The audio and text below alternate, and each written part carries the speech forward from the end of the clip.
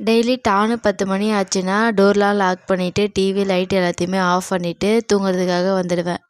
ஆனால் 10 மணிக்கெலாம் தூங்குற அளவுக்கு அவ்வளோ நல்ல பொண்ணுலாம் கிடையாது. அப்போ தான் சின்சியராக ஃபோனும் கையுமா உட்காந்துட்ருப்பேன்.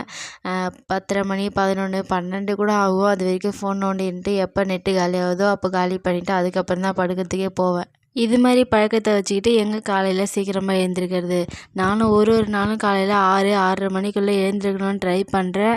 ஆனால் எப்படியா இருந்தாலும் 6:30 மணி 7 மணிக்கு மேலே தான் எழுந்திரிக்கிற மாதிரி இருக்குது. வாழ்க்கையில் ஒரு டீடிகேஷனே இல்லை மாப்பிள்ள அப்படின்னு சொல்கிற மாதிரி ஒரு டெடிகேஷனே இல்லாமல் தான் டெய்லியும் டே போயிட்டுருக்கு.